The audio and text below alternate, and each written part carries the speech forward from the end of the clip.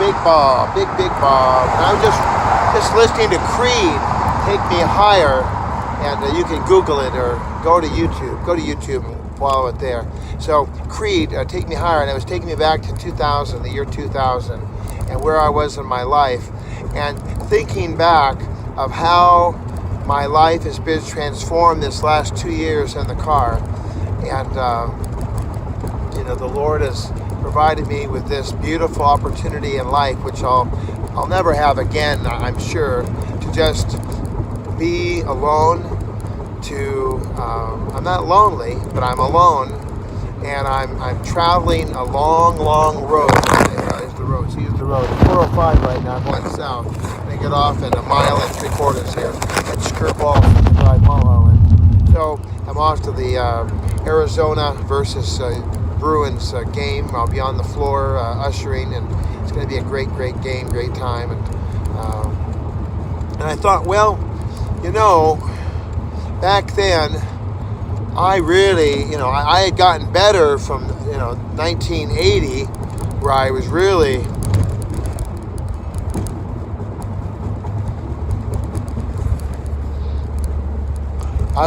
freaked. In the 60s and 70s, freaked. I mean, I was a damaged little bird, and I had no idea what was wrong with me. I had no idea what a narrative was. I had no idea how to fight. I had no idea what it was to have an enemy. I just loved everybody, and God loved me. I loved everybody, and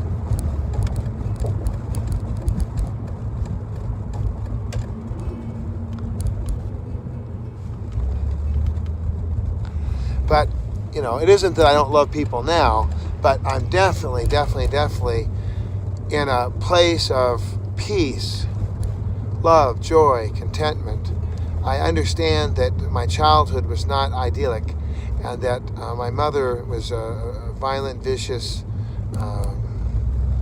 maniacal person as far as being a mother goes.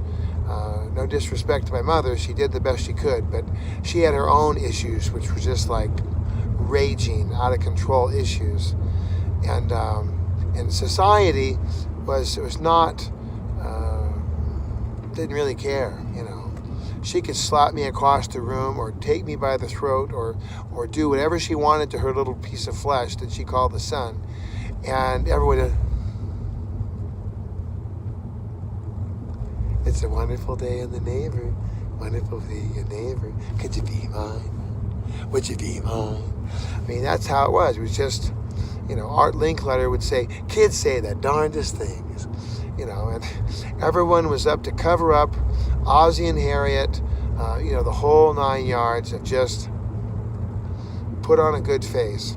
And the 60s were about a lot of things, but the 60s, after they shot our president, and after Martin was shot, and Bobby, right here in LA, by the way, at the Ambassador Hotel, after all that happened, I mean, people were like, and the hippies, and the dropouts, and the drug addicts, and the people on LSD, they all rose up and said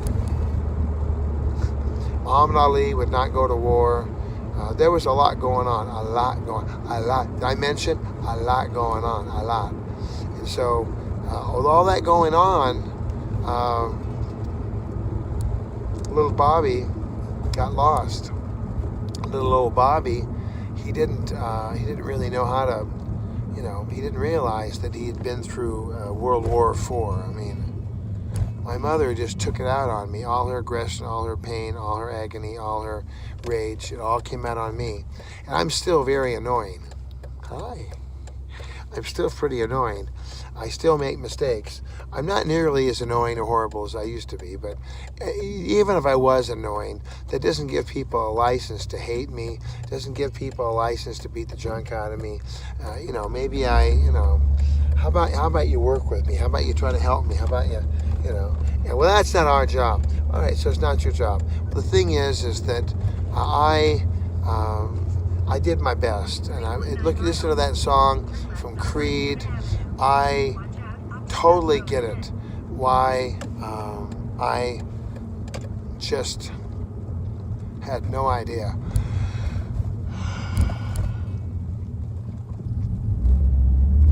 I just heading over the 134 freeway, and I was able to see the ocean. I mean, big and bad and bold and beautiful. The Pacific Ocean. I mean, a big swath of the horizon was the ocean. I mean, it was really, really beautiful today. I got some snapshots. I don't think they're going to do it justice, but I did get some snapshots of the ocean. I was able to see it, and it was beautiful. Just a random thing, because I saw this thing about Mountain Gate here in Brentwood. I thought, well, pretty cool. Bel Air Crest. Pretty cool. You have me here on Sepulveda versus on the 405. This is supposed to be much faster. And there's Bel Air Crest. Wow.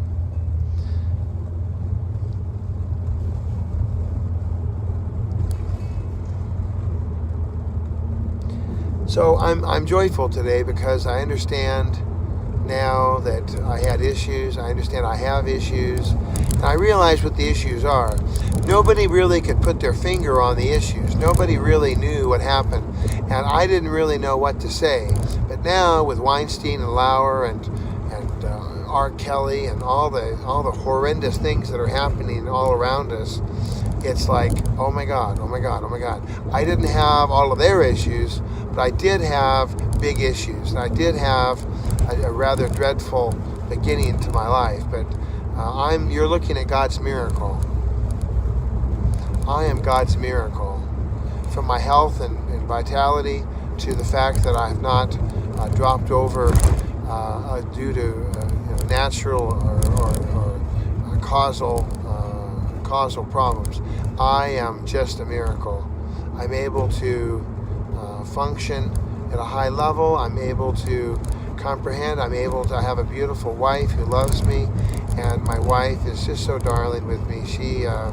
She understands me, and she sees me as who God made me, and that's just like a miracle, because as you might know, I've been married a few times, and I got to tell you, the wives I married are really nice ladies, very beautiful, thank you very much.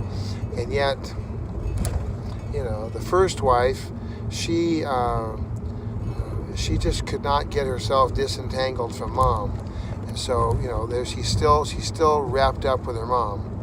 And I don't think that ever changed, and that's okay. And that's what God had for her, I guess. That's what she wanted for herself.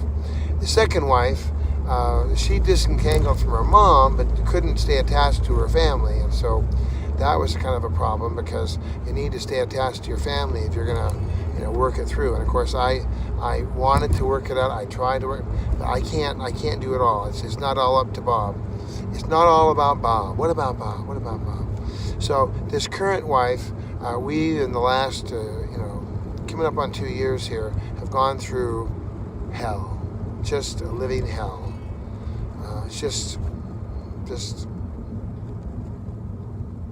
no good, stinky, bad, and very, very sad. And yet, closeness, care, adoration, love, support, loyalty. It's really incredible.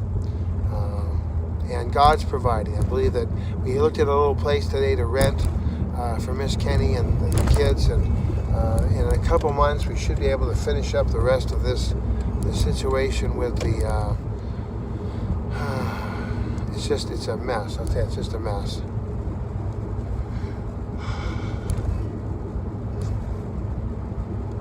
So we'll get that wrapped up, I hope, and then I'll be back. And then I saw the place today. It looks like I'd be able to have the hospitality open house potluck again, get the business cards printed up, and give the directions from any freeway to get there. That's going to be awesome to be able to have that time. Well, God bless you wherever you are, whatever you're doing. Lord bless you and keep you in Jesus' name, I pray. And give me a call, 213-713